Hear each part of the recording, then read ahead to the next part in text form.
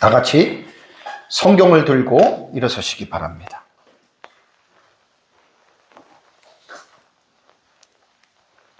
봉독해 드릴 하나님의 말씀은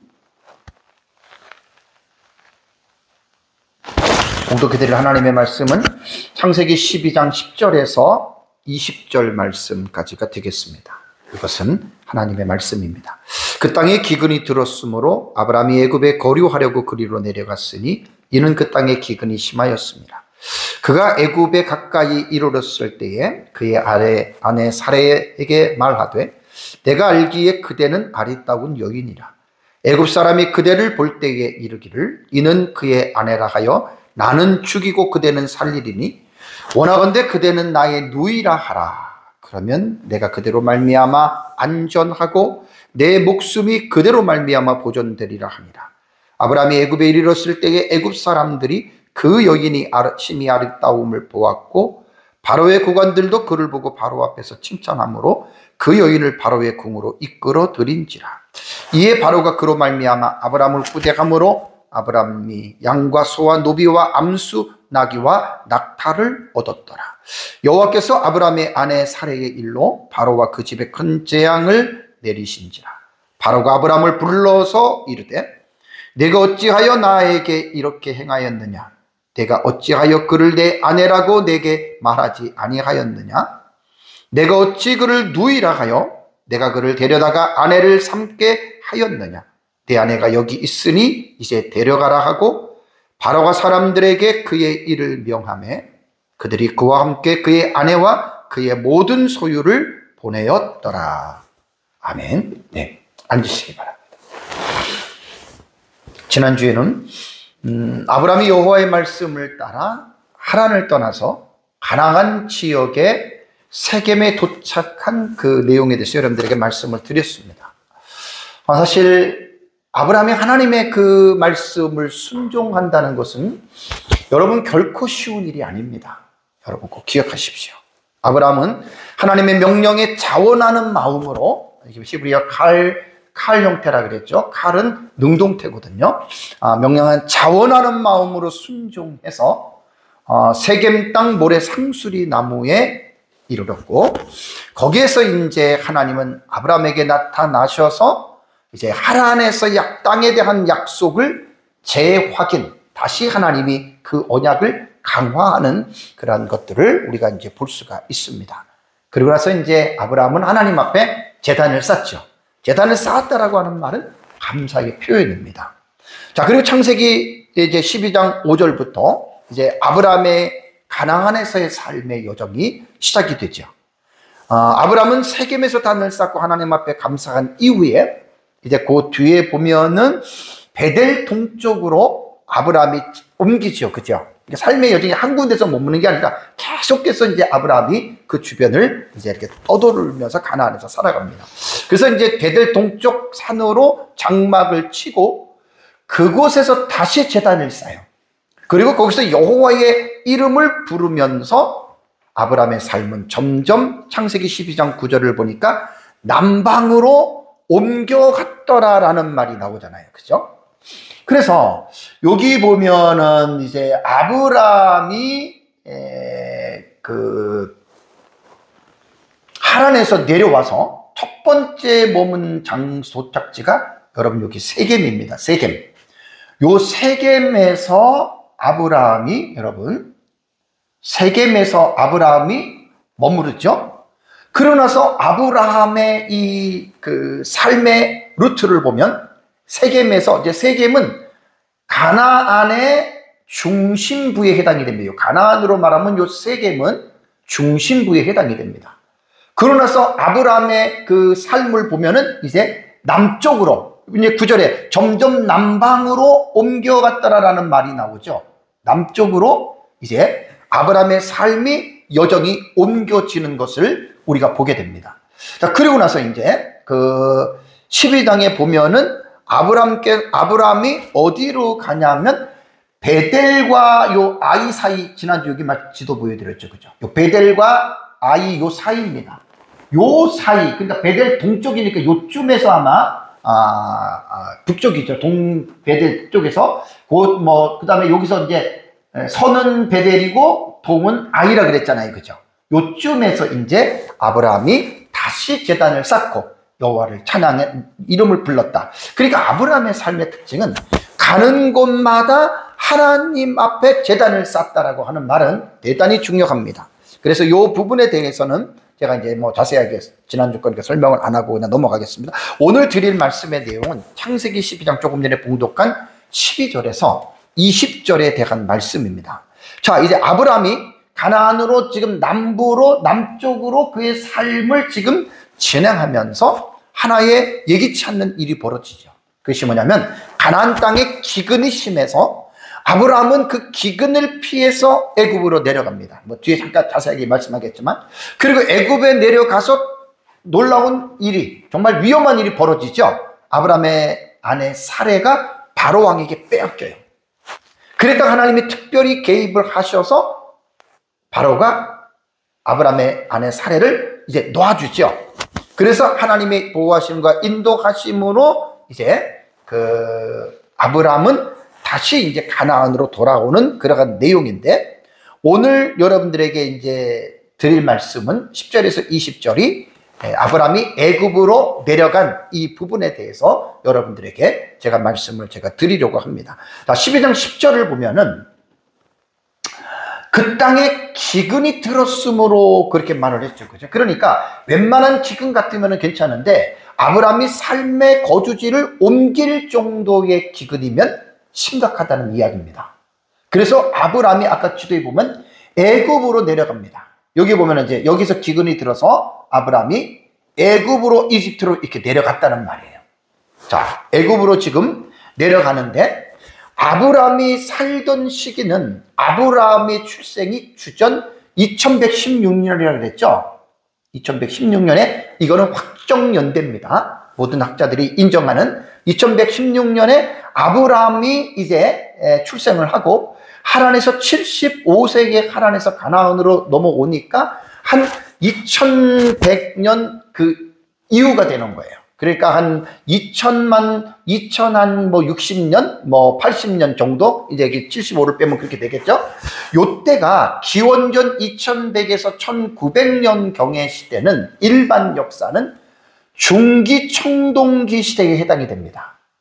그래서 고고학자들의 그 자료에 의하면 그러니까 주전 21세기라 그러죠. 요 주전 21세기에 고대 근동 지방에는 간헐적인 대기근이 있었던 시기라고 이미 고고학에서도 학자들이 밝히고 있습니다. 그렇다면 고대의 근동 지역이란 어디를 말할까요? 원래 고대 근동 지방은요, 옛날에 가까운 동쪽이라는 말로써 유럽을 중심으로 봐야 됩니다. 그러니까 유럽을 중심으로 볼 때 지리적으로 가까운 동쪽 지역을 고대 근동 지방이라고 하는 거예요. 그러니까 유럽 사람들이 이제 유럽 중심에서 나온 용어거든요.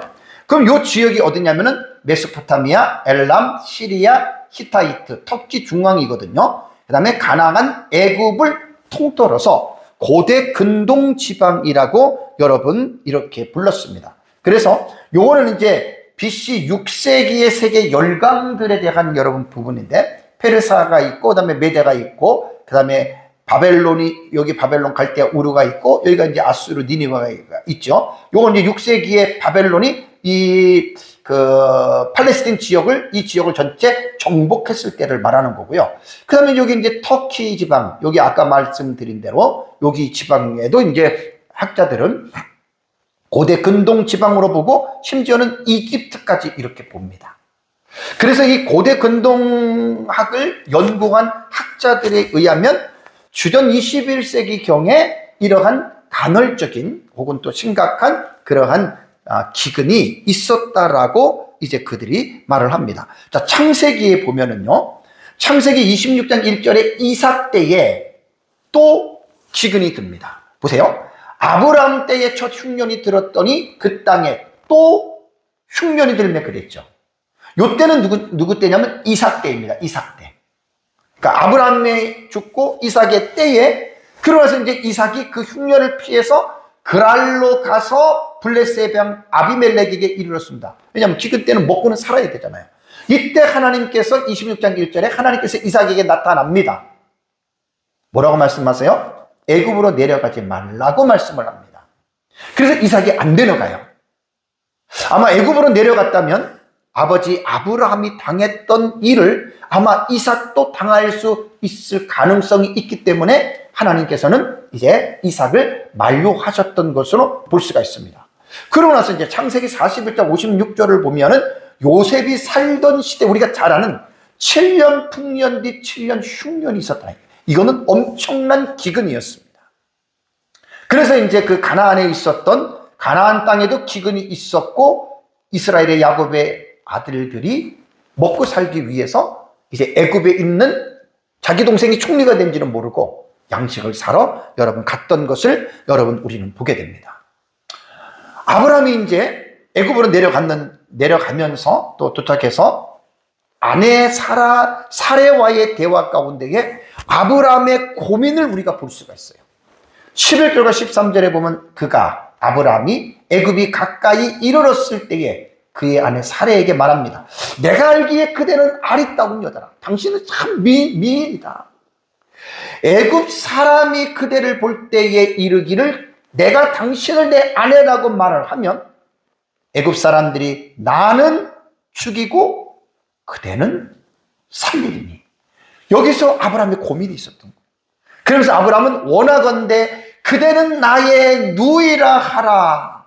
그러면 내가 그대로 말미암아 안전하고 내 목숨이 그대로 말미암아 보존되니라 하니라 라고 하는 여러분 이 말을 했습니다. 사례가 얼마나 아름다운 미인이죠. 절세 미인이었겠죠. 그러니까 뭐 성경에도 나오고요. 그래서 여기서 우리가 이제 중요한 게 하나가 뭐냐면 오늘 어떻게 보면 제 설교의 핵심적인 부분이 이 부분입니다. 분명히 이 말씀을 볼 때에는 사실이 아니에요. 진실이 아니에요. 이걸 우리는 거짓말이라고 합니다.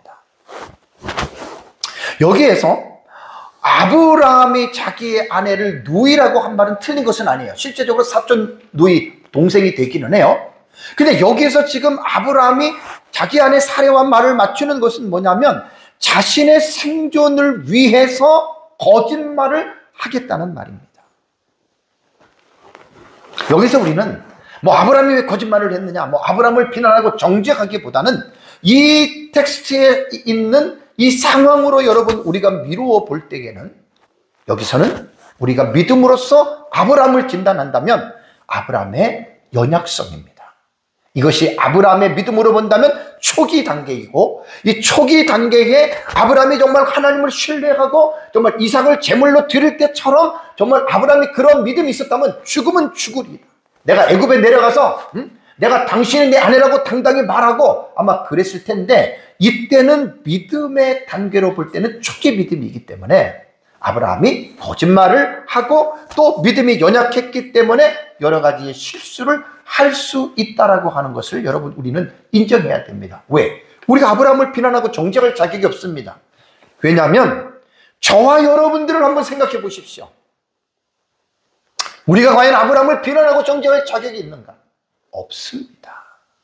그렇다고 해서 오해를 하시면 안 되는 것이, 그렇다면 우리가 부족하고 연약하고 믿음이 초기 단계이기 때문에 거짓말을 하는 것이 괜찮을까?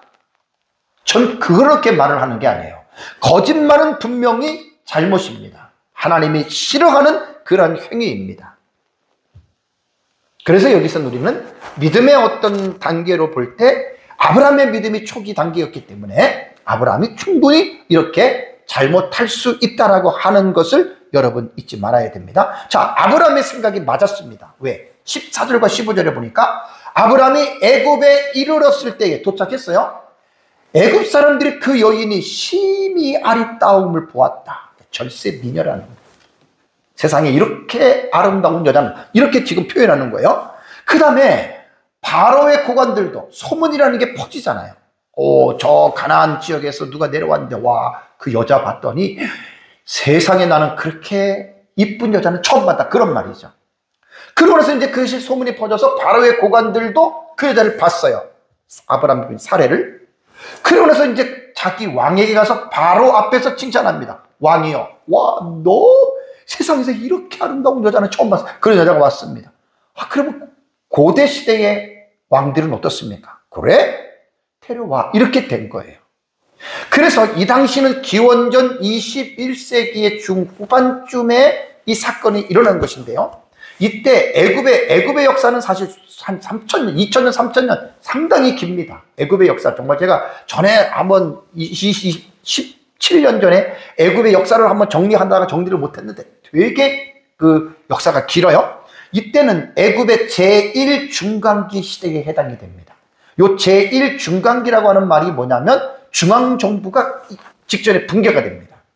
그래서 상당히 애굽이 혼란한 시기에 있었던 그런 상황이거든요. 그래서 역사학자들에 의하면 이 당시는 아까도 말씀드린 대로 흉년이나 기근과 이때 하나의 특징이 뭐냐면 내전이 잦았던 시기입니다.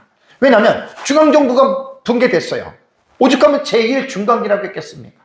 각 지방의 그 봉주들이, 영주들이 서로가 어떤 패권을 잡기 위해서 상당히 싸웠던 여러분 이러한 시기였다라고 하는 것, 우리가 애굽의 상황을 여러분 우리가 잘 이제 기본적으로 우리가 이제 이해를 할 수가 있습니다. 그리고 또 하나, 애굽에서 이게 왕을 파라오라 그러잖아요. 바로라 그러잖아요. 애굽에서는 왕을 그 애굽 사람들이 어떻게 생각을 했냐면 애굽의 바로는 사람이 아닙니다. 신으로서 혹은 신의 대리자로서 애굽 사람들은 왕에 대한 권위를 그들이 부여하고 그렇게 믿었습니다. 그리고 이 당시에 애굽의 어느 나라도 마찬가지겠지만 어떤 그 애굽 궁정에서는 여성을 왕에게 추천하는 내시 및 관리 체계가 있었다고 합니다. 그건 당연한 거예요. 어느 나라든지 옛날인지 그건 당연한 겁니다.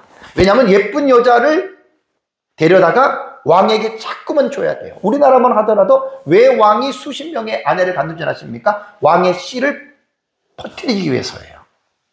그러니까 이제 어쨌든 이러한 차원에 있었기 때문에 왕의 후궁이 되던가 아니면 궁정에 들어가는 여성들은 외모를 보고 가문을 보고 혹은 정치적인 목적에 따라서 그 여자를 안으로 들여보내는 거예요. 근데 이게 만약에 그렇게 선택이 됐다라고 한다면 그냥 들여보내지 않습니다. 거기에 걸맞는 보상이 주어집니다.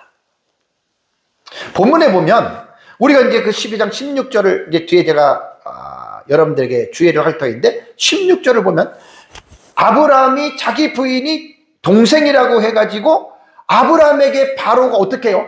엄청난, 요즘으로 말하면 엄청난 재물을 하사합니다.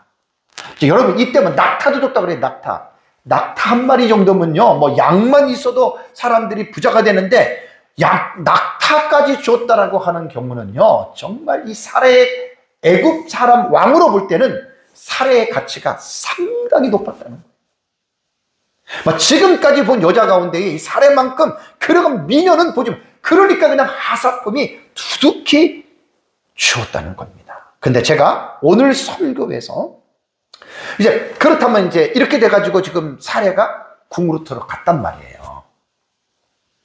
오늘 제 설교에 좀 제가 강조하고 싶은 게 조금 좀 길지만 이 부분을 제가 좀 강조를 하려고 그래요. 그게 뭐냐면 사례가 바로의 궁으로 불려 들어간 이유와 목적은 뭡니까? 바로의 후궁이 되기 위해서예요. 왕비가 되든지 아니면 세컨드가 되든지 어쨌든 그것 때문에 들어간 거잖아요. 그렇다면 여러분 우리는 이것이 단순한 사건이 아니에요. 왜냐하면 심각한 문제가 발생이 됩니다. 왜냐하면 사례는 아브라함의 부인이에요. 그런데 이 아브라함의 부인이 바로의 후궁이 된다? 여러분 그 아브라함은 어떻게 되는 거예요?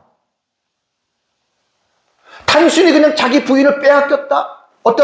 아브라함 어떤 개인적인 어떤 그러한 아픔과 개인적인 문제가 아니잖아요. 제가 창세기 지금 1장부터 지금 12장까지 여러분 들어온 게 이게 지금 창세기 1장부터 지금까지요 50시간 제가 설교를 한 거예요. 1장부터 지금 50시간을 설교를 했는데 언약 신학의 보물이 여러분 알고 있죠? 아담 언약부터 시작해서 노아 언약, 그 언약에 대한 이 사상이 지금 아브라함 때까지 온 거예요. 그러니까 아브라함은 보통 사람이 아니고 아브라함의 아내 사레도 보통 여인이 아닙니다. 왜? 하나님의 언약 안에 있는 사람들이라는 말이에요.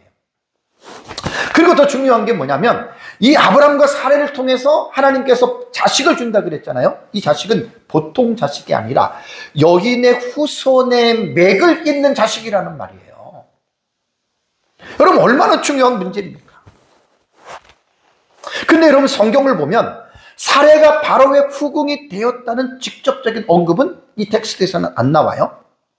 그런데 좀 한 가지 애매한 게 어디냐면 바로의 말을 들어보면 바로가 사레를 아내로 취하였다라고 하는 표현이 여러분 있습니다. 그게 어디냐면 창세기 12장 19절이에요. 자, 내가 어찌 그를 누이라 하여 내가 그를 데려다가 어떻게 했습니까? 아내를 삼게 하였느냐라는 말이 나와요. 제가 이 부분을 히브리 원문의 구문론으로 들어가 봤더니 구문론으로 볼 때에는 바로가 사레를 취했다라고 해석해도 괜찮은 정도예요. 자, 아내로 취했다라고 하는 말은 뭐죠? 육체적인 부분까지 관계가 이루어졌다라고 하는 말입니다. 자, 그렇다면 이 본문을 우리는 어떻게 해석을 해야 되느냐? 오늘 어떻게 보면 제 설교에서 이 부분이 제일 여러분 사실은 중요한 부분이에요. 그래서 학자들의 해석이 두 가지의 해석이 있습니다. 저는 개혁신학을 저는 따르는 자이기 때문에 저는 개혁신학자들의 해석을 존중합니다. 자, 칼빈은 뭐라고 이야기를 했냐면 하나님의 섭리 가운데의 사례는 몸이 더럽혀지기 전에 하나님께서 개입하셨다. 칼빈을 이렇게 해석했고요.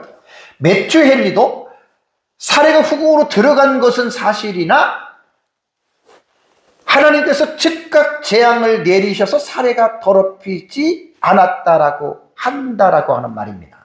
그러니까 이거죠. 자, 사례가 애굽의 어떤 궁정에 들어갈 때 들어가자마자 바로의 아내가 되는 게 아니에요. 상식적으로 생각하면 몸단장을 해야 되잖아요. 그죠? 그러니까 몸단장을 하는 시간이 필요한 거예요. 그러니까 얼마인지는 몰라요. 뭐 들어가서 목욕을 하고 머리를 하고 그런 거 할 거 아니에요. 아마 그게 몇 주 내지 몇 달은 되지 않겠습니까? 그래서 최대한 그 바로가 사례를 들어가는 상품의 가치잖아요. 바로는 그렇게 해서 아름답게 꾸려가지고 결국은 이제 바로에게 이제 이렇게 관계를 맺기 위한 대상으로 넣어주는 거잖아요, 사실. 그러니까 준비하는 기간 동안에는 바로도 몰랐고 그랬겠지만 그러고 나서 이제 예를 들어가지고 바로가 사례를 취하려고 하기 그 전날이라든가 그 즈음에 하나님께서 나타나셨다. 저는 이 해석이 칼빈이나 매튜 헬리스턴 맞다고 봐요. 자, 그러면 개혁주의의 복음주의자 브루스 왈키트는 사례가 더럽혀졌다면 이분은 더 나가서 생각을 합니다. 언약의 계보의 순수성이 위협을 받았을 것인데 하나님의 재앙으로 보호하셨다는 사실을 믿는 거예요. 그러니까 개혁신학자들은 어떻게 해석하냐면 거의 다 100%입니다. 하나님이 사례가 바로에 의해서 몸이 더럽혀지기 전에 하나님께서 구해 주셨다. 이렇게 보는 거고요. 자유주의 신학자들은 율리우스 벨 하우젠이라든가 헤르만 군켈이라든가 이런 사람들은 여러분 몰라도 되는데 대체적으로 이러한 사람들의 해석은 그렇습니다.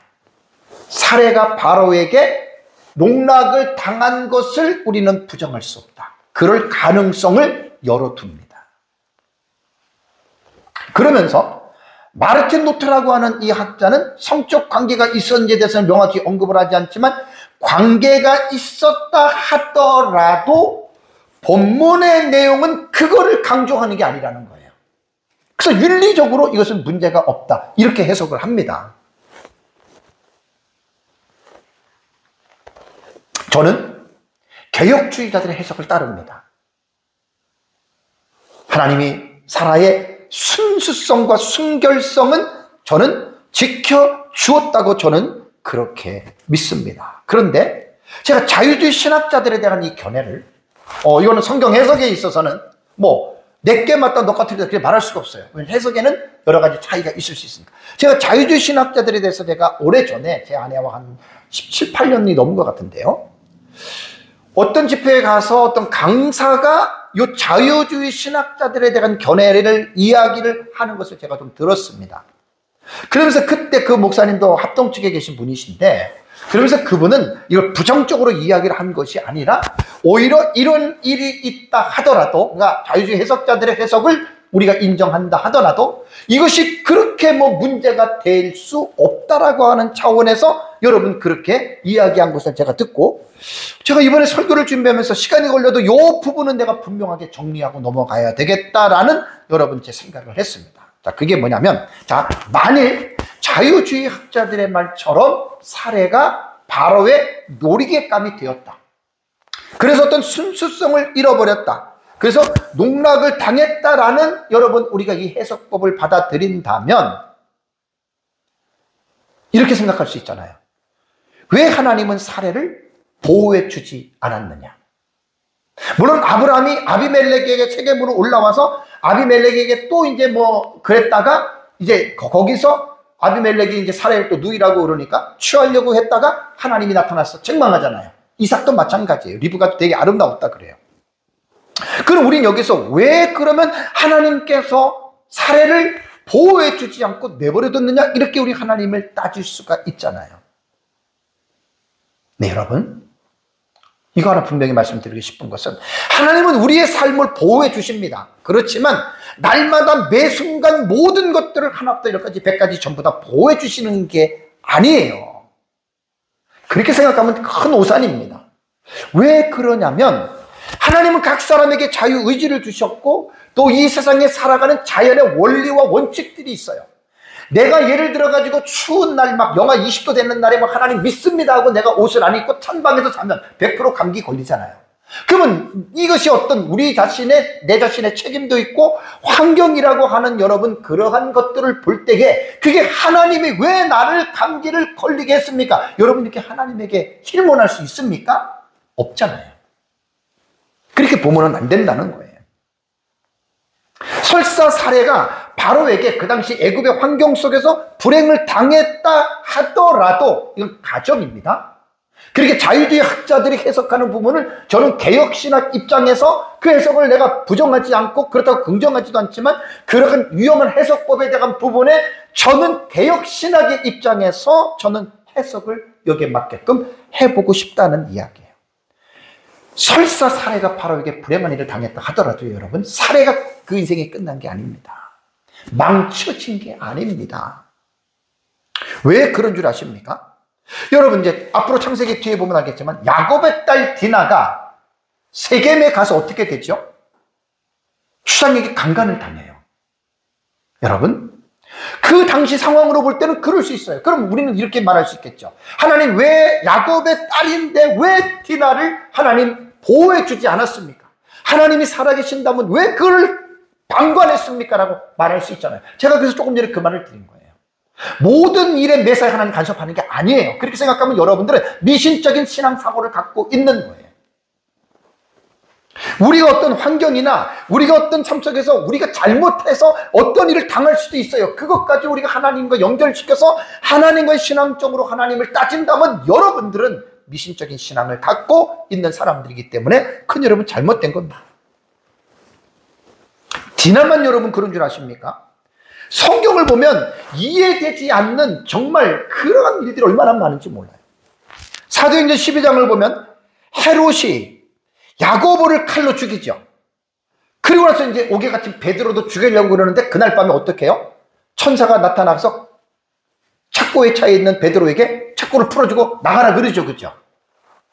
그럼 여러분 어떻게 생각하십니까? 야고보는 왜 목베임을 당하는데 냅두고 베드로는 왜 살려줘요? 그럼 하나님은 야고보보다 베드로를 더 사랑하시는가요? 그런 문제가 아니라고요. 그런 문제가 아니라는 거예요. 이런 것들이 성경에는 얼마나 많은지 모릅니다. 욥 같은 경우 그렇게 동방의 의인이었던 욥이 상상을 초월하는 인간이 이해할 수 없는 불행을 당했잖아요. 그걸 뭐라고 하냐면 프로비던스 오브 갓이에요. 하나님의 섭리예요. 그러니까 인간은 하나님의 섭리를 다 알 수가 없어요. 그리고 인간은 하나님 나에게만 이렇게 해주세요. 그건 이기적입니다. 모든 일을 결정하는 것은 하나님이십니다. 그래서 더 absolute sovereignty of God, 하나님의 절대적인 주권이에요. 야고보는 죽게 내버려 두고 베드로는 살린 거, 여러분 하나님의 주권입니다. 그렇다고 야고보가 일찍 죽었다고 해서 무슨 야고보가 그게 뭐 잘못된 줄 아십니까? 아닙니다. 그렇게 보시면 안 됩니다.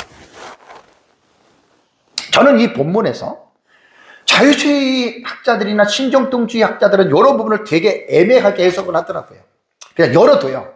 그렇게 될 수도 있었다 이렇게 열어둬요. 그래서 그런 사람들이 되면은 어머 뭐 어떻게 뭐 순결을 잃었는데 뭐 그럴 필요 없다는 거예요. 그렇다 하더라도 좌절하면 안 된다는 거예요. 제 말은 또 하나님을 원망해서도 안 된다는 거예요. 그런 일 당했다 하더라도 자신이 당한 그 아픔을 훌훌 털고 일어서면 됩니다. 왜? 만약에 그런 일이 있다고 하면 아브라함이 사레에게 뭐라고 할 수 있어요? 만약에 사레가 거기서 자결하고 죽지 않고 그렇게 살아가면 누가 사레에게 뭐라고 할 사람이 누가 있습니까? 아무도 뭐라고 할 사람이 없어요. 요건 제가 오늘 설교에서 적용적인 부분에서 오늘날 우리 성도들이 겪을 수 있는 이러한 문제이기 때문에 이 부분 제가 연결시켜서 지금 이 부분을 여러분들에게 강조하는 거예요. 설사 그런 일이 있다 하더라도 사레가 나의 공주, 지난번에 저 설교 때 말했잖아요. 사라이라고 하는 사레라고 하는 말은 나의라고 하는 소유격이 이 어미가 포함되어 있는 사레고, 그 다음에 너 안에 사레를 사라라고 하라고 그랬잖아요. 그죠? 소유격 나이라고 하는 그 어미가 빠졌어요. 사라는. 그러니까 사라는 만인의 어머니가 됩니다. 여러분, 기독교는 그렇습니다. 우리 어떤 사람이 어떤 불행을 당하고 어떤 사람이 어떤 좌절을 겪었을 때 그것으로 인해서 뭐 세상을 끊고 자살하고 그런 사람보다는 우리가 그런 아픔과 어려움을 겪었을지라도, 내가 그런 불행을 겪었을지라도 그것을 내가 하나님을 의지하고 믿음으로 박차고 내가 그 어떤 곤란한 상황을 이겨냈다면, 여러분, 이게 나는 기독교적인 사상이라고 저는 봅니다. 만일 사례가 그런 일을 당했어도 어쨌든 나중에 사례에서 사라라고 하는 만인의 어머니로서 하나님이 이름을 개명시켜 주잖아요. 여기서 제가 볼 때는 사라는 여장부가 된 거예요. 여장부. 우리가 뭐 조금 불행한 일을 당했다고 해서 뭐 그것 때문에 인생이 끝나고 그것 때문에 내가 인생을 포기하는, 여러분, 그건 절대로 있을 수 없는 일입니다. 아무리 많은 아픔과 슬픔과 어려움을 겪었더라도 우리는 예수 그리스도를 의지하고 하나님을 의지하고 그 난관에서, 그 불행에서, 그 어려움에서 우리는 그분을 의지하고 벌떡 일어나야 됩니다. 왜? 하나님 살아계시기 때문에. 그래서 저는 높아지면서 말씀을 드리면, 저는 자유주의자들의, 신종통주의자들의 이러한 열어놓은 해석을 저는 따르지 않습니다. 나는 하나님이 지켜주셨다고 봅니다.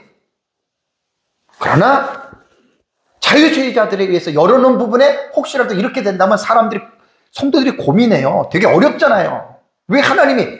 그래서 제가 그 부분에 대한 궁금증에 대한 부분을 성경적으로 이들의 해석이 이렇다 하더라도 제가 기독교적인 개혁신학 입장에서 여러분들에게 제가 말씀을 드리는 겁니다. 자, 그러고 나서 이제 오늘 제 설교는 사실 중요한 부분이 다 끝난 거예요. 중요한 부분이 다 끝난 거고. 자, 다시 이제 본문으로 돌아가면 이제 바로가 아브라함을 후대하는 거 아까 말씀드렸잖아요. 16절 다시 보겠습니다. 이에 바로가 그로 말미암아, 사례로 말미암았다는 거예요. 그러니까 사로가 궁중으로 들어왔어요. 그 보고를 받았을 거 아니에요? 관리들에게. 그리고 그 오빠한테 이거 많이 줘, 뭐 이렇게 했겠죠. 그죠? 자, 아브라함을 후대했습니다.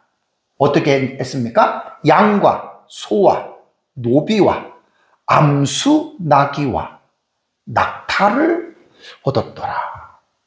아까 말씀드린 대로 엄청난 거예요. 엄청난 거. 엄청나게 후대한 거예요. 왜? 그만큼 사례가 이뻤다는 거예요. 네? 바로도 그렇게 이쁜 여자는 처음 본 거예요.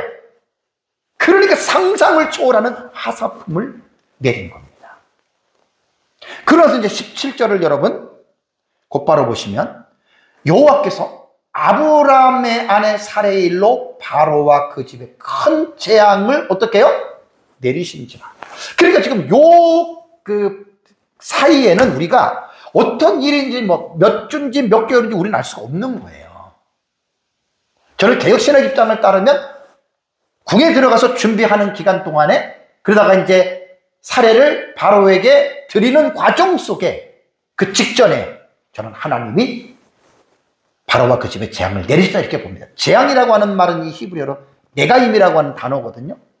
이 단어가 78번 나와요. 이 단어가 2번은 타격 혹은 치기, 때린다 그런 뜻이에요.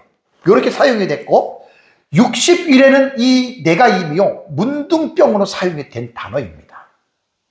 그 다음에 14번은 재앙, 질병, 고통 등으로 사용이 됐습니다. 그 다음에 한 번은 이사야 53장 8절에 메시아의 고난에 대해서 사용이 된 거예요. 그렇다면 여러분, 하나님께서 바로와 그 집의 재앙도 큰 재앙이에요. 어떤 재앙일까요? 문둥병일까요? 때렸다면 어떻게 때렸을까요? 질병이라면 어떤 질병일까요? 고통이라면 어떤 고통일까요? 우리는 성경을 통해서 성경에 기록되어져 있지 않으면 여러분 우리는 알 수가 없는 거예요.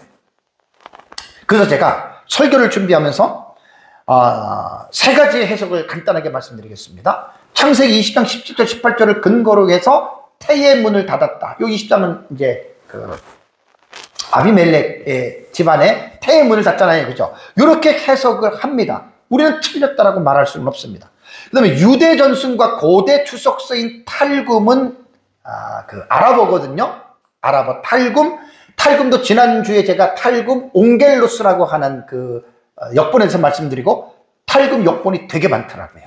예루살람이라고 하는 이 역본과 유대 랍비 주석가의 라시라고 하는 사람은 바로에게 하나님이 내린 재앙이 성기 질병이다. 요즘으로 말하면 매도 그런 거겠죠.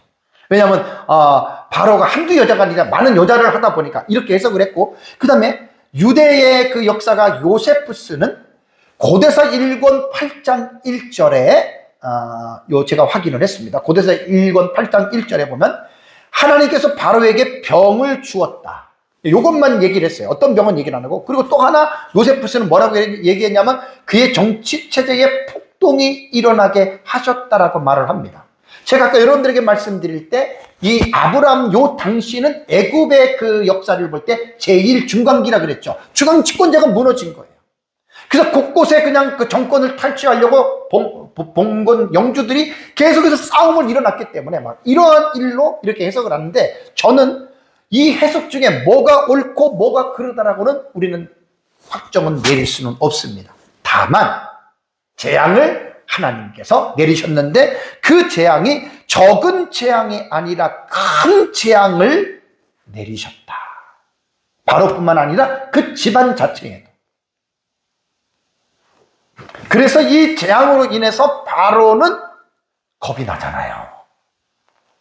그러면 두려워했고 즉각 사례를 어떻게 해요? 돌려보냅니다. 자, 12장 18절 20절 보니까 바로가 아브라함을 부릅니다. 오라고. 그러면서 네가 어찌하여 나에게 이렇게 행했느냐? 왜 쉽게 말하면 어찌하여 그를 내 아내라고 내게 말하지 아니하였느냐? 내가 어찌 그를 누이라 하여 내가 그를 데려다가 아내를 삼게 하였느냐? 바로가 아브라함에게 지금 자기도 억울한 거예요. 그렇죠? 만약에 아브라함이 아내였다. 그러면 아브라함의 염려대로 죽였을 수도 있는 거예요. 그럼 바로는 그건 자기도 몰라. 제가 볼 때는 아마 죽이라고 했을 것 같아요. 저놈 죽여라. 그래, 그 여자 데리고 와라. 이랬을 것 같아요. 그건 뭐 그 이후의 문제가 아니기 때문에 어쨌든 여기에서 여러분 우리가 볼 때 바로는 나름대로 자신의 정당성을 지금 이게 변호하고 있는 거예요. 변호. 그러고 나서 19절 20절을 보십시오.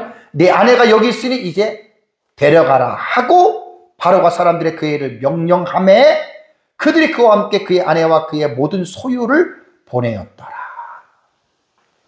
여기서 이제 아브라함이 애굽에 있을 수 없잖아요. 애굽에. 그래서 이제 아브라함이 애굽으로 지금 올라갑니다. 오는 거예요. 자, 아브라함과 사례는 자신들에게 지금 엄청난, 아마 이게 제가 볼 때는 보통 일은 아닙니다. 보통 일은 아닙니다. 정말로 목숨이 달려있는, 사례 입장에서 볼 때는 남편의 목숨이 달려있는 부분이에요. 남편이 죽으면 어떻게 해요, 아내가? 그건 있을 수 없는 일이죠. 어떻게 보면 최고의 어떤, 그들에게 있어서 최고로 걱정할 수 있는 엄청난, 여러분, 그런 일이었다는 말입니다. 근데 여기서 이제 제가 오늘 설교의 마지막, 아까도 말씀드린 대로 핵심은 그거예요. 거짓말이었던 거.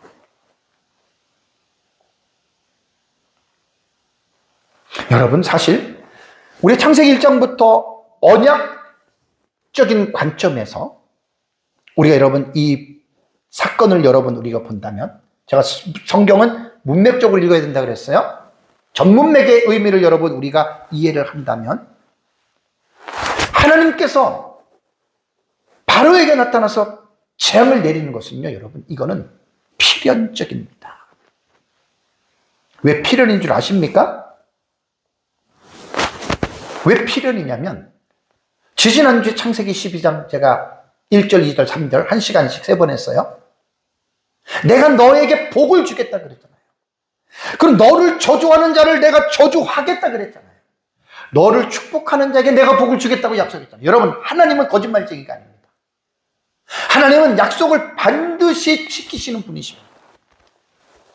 반드시 지키시는. 그래서 하나님은 이미 아브라함과 언약 관계 속에 있기 때문에, 아브라함이 거짓말을 하지 않고 내 아내라 그러더라도 하나님은 필연적으로 사례와 아브라함을 지켜주십니다. 사랑하는 성도 여러분, 아브라함이 귀근을 피하여 남방으로의 이동은 언약 백성으로서의 이 세상에 살아가는 삶의 여러 가지 여정 중에 하나로 볼 수가 있습니다. 특히 귀근을 피해서 애굽으로 내려가는 부인 사례를 바로 왕에게 빼앗길 뻔했던 이 사건은 언약 백성의 인생 여러에 있어서 매우 중요한 의미를 여러분 말하고 있습니다. 왜냐하면 이 세상의 일기도 그렇잖아요. 항상 햇빛이 쨍쨍 나는 날만 있는 게 아니잖아요. 흐린 날도 있고 비가 오는 날도 있고 장마나 태풍이 불 때도 있지 않습니까? 여러분, 인생의 여정이라는 것은 항상 좋은 일만 있는 게 아니에요. 좋지 않은 일도 당할 수 있는 게 여러분 우리네 인생의 길입니다.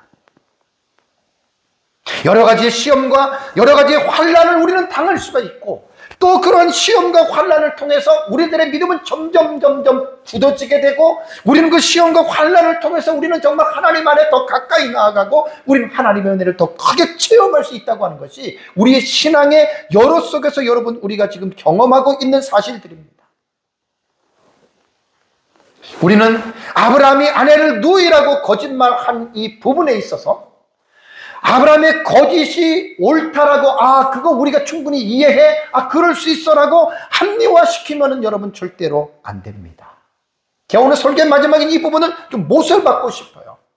맞아, 내가 정말 이때는 정말 이럴 수밖에 없었어. 자, 이럴 수밖에 없었기 때문에 하나님도 내가 하나님 앞에 죄를 지거나 잘못하면 하나님도 이해하실 거야 라고 하는 이런 생각을 제가 차단하고 싶은 거예요. 잘못된 길을 하나 열어놓기 시작하면 여러분 큰일 납니다.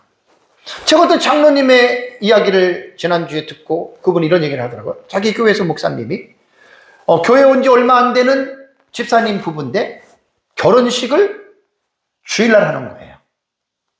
그래서 그 목사님 얘기는 뭐냐면 일부 예배를 드리고 갈 사람은 갔다 오라는 거예요. 그래서 저한테 그 장로님이 상담을 한 거예요. 목사님 어떻게 생각하십니까? 그리고 목사님은 일부 예배가 왜 있는지는 아느냐, 볼 일이 있을 때에는 일부 예배를 드리고 갔다 와야 된다. 그래서 제가 우리 동기 목사님과 그렇게 얘기를 했습니다. 저는 그런 신앙이 아닙니다. 그걸 여러분 열어놓기 시작하잖아요. 그러면 예를 들어서 성도가 교회를 안 나왔어. 목사님 신방 가가지고 왜 안 나왔냐? 아, 목사님 내가 이런 일이 있어. 할 말이 없어요, 목사님. 여러분, 그럼 할 말이 없어요. 그러니까 이 잘못된 것들은 길을 열어놓고 하나를 우리가 수용하고 인정하게 되잖아요. 와르르 무너집니다. 와르르 무너집니다. 와장창 중창 소리가 날 정도로 완전히 여러분 무너집니다. 아브라함의 거짓은 그 당시의 정황으로 볼 때는 인정이 되지만 우리는 성경적인 입장에서는 잘못된 겁니다. 그건 잘못된 겁니다. 그래서 제가 아까 말씀드린 대로 아브라함은 믿음의 단계로 볼 때는 초보 단계란 말이에요. 지금 시작하는 단계란 말이에요. 고향 갈대아 우르에서 하나님의 부르심을 받고 떠난다는 게 쉬운 일이 아니지만 하란에까지 왔습니다. 하란에서 몇 년을 살았겠죠. 거기서 아버지 데려가 죽습니다. 그리고 하나님이 하란에 있는 아브라함에게 나타나셔서 너의 고향 친척 아비 집을 떠나서 내가 지시한 땅으로 가라. 그것은 갈대아 우르에서 한 말을 하란에서 다시 하나님께서 재차 말씀하신 거예요.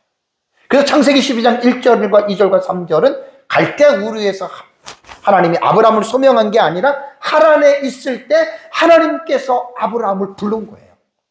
어떤 사람은 창세기 12장 1절, 2절, 3절을 고향에서 불렀다는데 여러분 그게 아닙니다. 거기는 하란입니다. 그리고 이제 아브라함이 가나안에 들어와서 첫 번째 세겜이 있었죠. 세겜에서 그 다음에 그 밑으로 내려와서 베델과 아이 사이에 장막을 짓고 여호와의 이름을 불렀죠. 그리고 이제 남쪽으로 내려오면서 기근을 만나서 애굽에 내려갔다가 이런 일을 당했잖아요. 그러면 아브라함의 신앙의 여정이 한 100년 됩니다. 75세부터 175세 죽었습니다. 100년의 여정으로 볼 때는 완전 초기 단계입니다. 쉽게 말하면 초신앙 단계라는 말이에요. 그러니까 초신앙 단계에는 그러한 것들을 볼 때 성숙하지 않았기 때문에 하나님에 대한 신뢰보다는 어떤 그 주변의 환경 때문에 자기 자신이 인간적인 생각으로 그 환경을 극복하기 위해서 거짓말을 했다라는 거예요. 아마 아까도 말씀드렸는데요. 이삭을 제물로 드릴 때처럼 아브라함이 믿음이 성장했다면 애굽에 내려가서도 내 아내입니다. 막 그렇게 얘기를 했을 거예요. 신약시대 여러분 그리스도인들이 예수 그리스도를 영접하고 여러분 구원을 받습니다. 여러분 구원을 받았다고 모든 것이 끝났나요? 구원받았다고 그 구원받은 그리스도인들의 길이 이 세상의 삶이 끝날 때까지 죽을 때까지 꽃길인가요? 아닙니다. 절대로 그렇지 않습니다. 구원 이후에 우리가 이 세상을 살다가 이 세상을 떠날 때까지 여러분 이 세상에 광야와 같은 인생의 요로예요. 상상할 수 없는 여러 가지 일들을 만납니다. 저는 예수님을 믿은 지가 42년째입니다.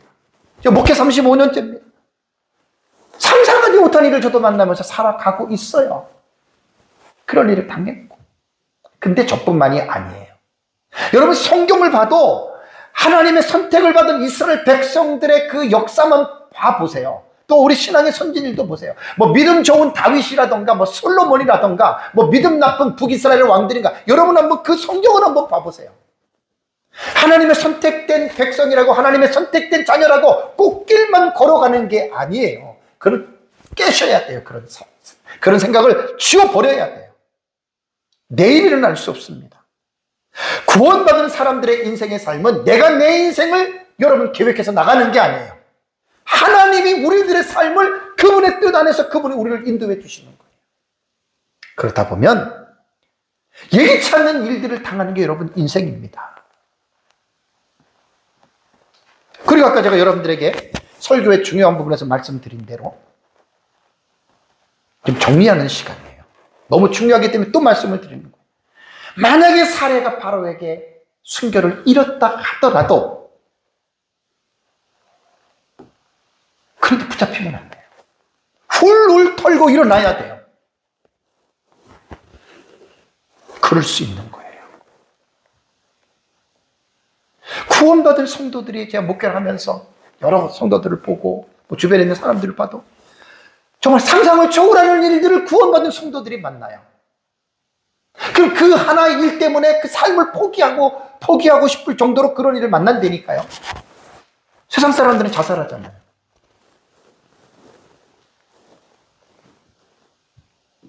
여러분, 그렇지 않습니다. 여러분, 사실 지금 아브라함의 문제는요, 사례를 빼앗겼어요. 아브라함 잘못한 거예요. 근데 여러분, 이게 아브라함의 문제만이 아닙니다. 아브라함에게는 엄청난 일이죠. 부인을 빼앗겼다가 엄청난 일이죠. 근데 아브라함보다 더 심각하게 이 문제를 인식하는 존재가 있습니다. 그게 하나님이잖아요. 사례가 바로 이렇게 뺏겼어요. 그러면 우리가 지금 창조 언약, 행위 언약, 그 다음에 은혜 언약, 구속 언약이죠. 노아 언약, 아브라함 언약까지 왔어요.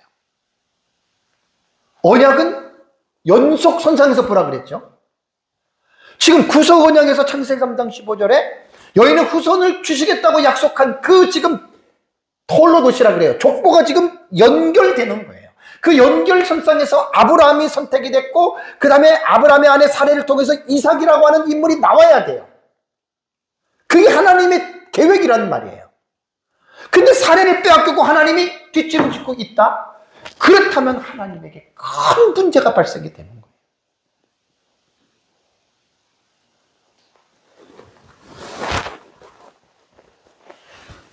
높아심에서 제가 다시 말씀을 드리면, 하나님이 우리는 언약 안에 있는 백성이기 때문에, 그렇다면 우리는 거짓말해도 하나님께서 우리 문제보다는 자신의 문제를 크게 여기서 해주실까? 그건 절대 아니에요. 착각하지 마세요. 왜?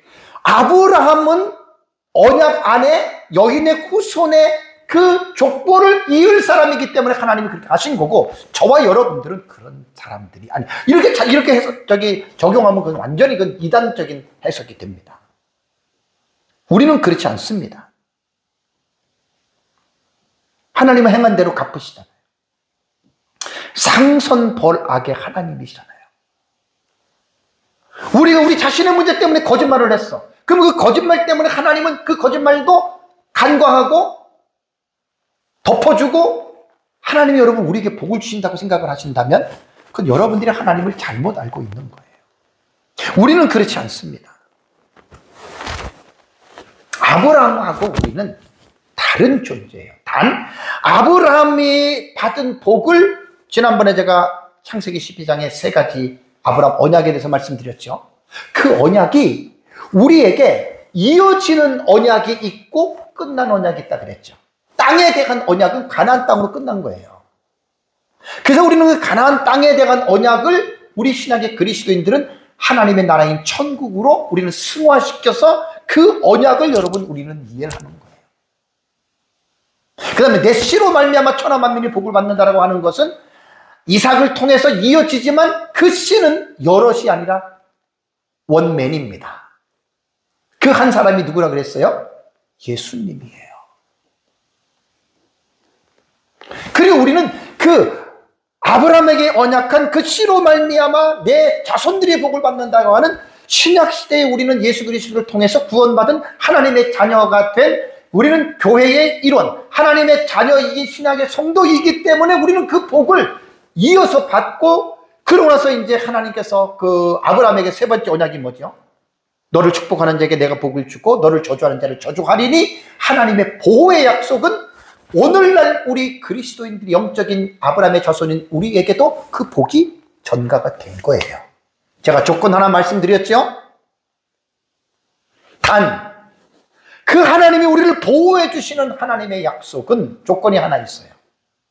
시내산 언약에서 볼 수 있는 쌍무적 언약 있죠? 너희가 내 말을 듣고 내 언약을 지키면이라고 하는 조건부적인 쌍무적인 언약의 성격이 있다는 거예요. 우리가 하나님의 말씀을 순종하는 삶을 살아갈 때 세상 사람들이 우리를 저주할 때 하나님이 그 사람을 저주해 줄 수 있어요. 근데 우리가 이 세상에서 불순종하고 우리가 죄악 가운데 머물면서 우리가 그 죄 때문에 우리가 저주에 대한 대가를 받을 때 하나님께서는 그 저주를 한 그 도구를 심판하지 않아요. 꼭 기억하시기 바랍니다.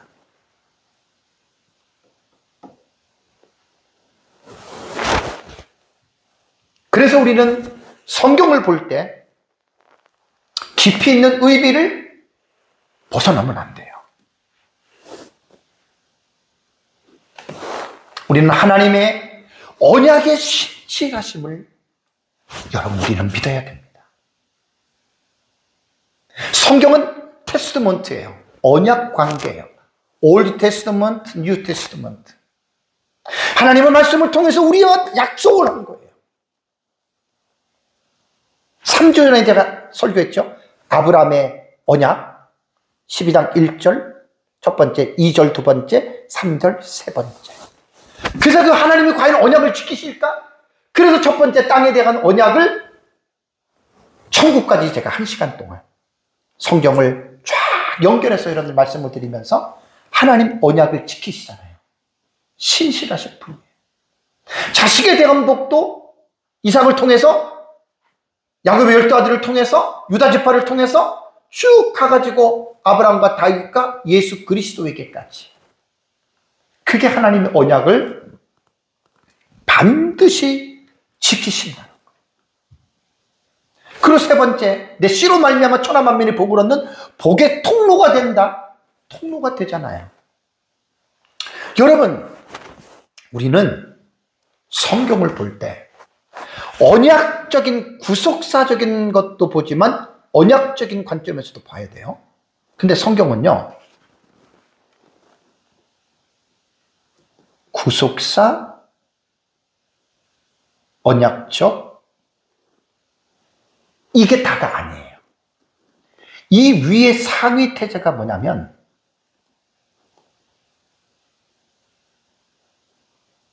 하나님 나라예요. 하나님, 성경은 하나님 나라를 우리에게 드러내기 위해서 성경을 기록한 거예요. 이 하나님의 나라가 이 땅에서 이루어지는 과정 속에 창세기 3장 15절에 아담과 하와가 범죄하면서부터 구속사가 시작이 된 거예요. 그러니까 범죄 이전에 하나님의 나라가 이 관점에서 종말로는 하나님의 나라의 완성입니다. 구속사는 범죄 이후부터 여기서부터 구속사가 들어가는 거예요. 하나님의 나라는 창조 이전과 창조 이후, 영원전부터 영원까지 하나님의 나라에 대한 이 사상은 계속해서 여러분 이어집니다. 말씀을 맺겠습니다. 오늘 혹여라도 아브라함의 거짓말을 우리가 미화시키거나 상황이 그랬으니까 정말 그렇게라도 해서라도 살아야 된다. 그래서 아브라함의 그 거짓말을 우리가 합리화시킨다면 그건 우리가 큰 죄를 짓는 거예요. 성경을 우리는 정말 하나님의 말씀을 우리는 바꾸는, 정말 변조시키는 큰 죄를 여러분 우리가 짓는 겁니다. 그렇게 해석하면 안 됩니다. 분명히 아브라함의 잘못은 잘못된 것으로서 여러분 우리는 말을 해야 됩니다. 살해도 마찬가지입니다. 그건 잘못입니다. 정직해야 됩니다. 진실해야 됩니다. 솔직하게 내 아내요, 내 남편이요, 이렇게 이야기를 해야 됩니다. 자, 여러분, 제 설교가 지금 하나님 나라 시리즈 설교잖아요. 하나님 나라 시리즈 설교에서 거짓말에 대해서 여러분 결론적으로 여러분들에게 제가 말씀을 드린다면 우리는 구원받은 하나님의 나라의 백성이잖아요. 우리는 장차 하나님의 나라에 들어가서 영원토록 살 사람들이에요. 하나님의 나라는 어떤 나라입니까? 십계명에 언급됐듯이 거짓말하지 말라 그랬잖아요. 왜 여러분 거짓말을 하지 말아야 하는 줄 아십니까? 하나님의 나라는 거짓말이 없는 나라예요. 십계명에 하나님께서 그 거짓이 없는 하나님의 나라를 모세를 통해서 십계명에 하나님께서 그를 집어넣지 않습니까?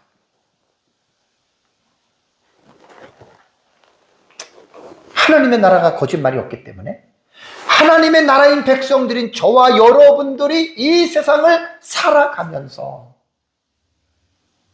우리는 하나님의 나라의 시민의 윤리, 하나님 나라 시민의 윤리, 하나님 나라의 시민의 법도가 있습니다. 정직입니다. 진실입니다. 하나님은 거짓을 미워하십니다. 그래서 우리는 바울이 빌립보 교회 성도들에게 너희는 하나님 나라의 시민권자라고 얘기를 하잖아요. 하나님 나라의 시민으로서 여러분 자부심을 가지시기 바랍니다. 자부심만 갖는 것이 아니라 하나님 나라의 삶을, 거짓이 없는 진실한 삶을 끝까지 살아가시기를 주님의 이름으로 축복합니다. 우리 다 같이 함께 기도하겠습니다.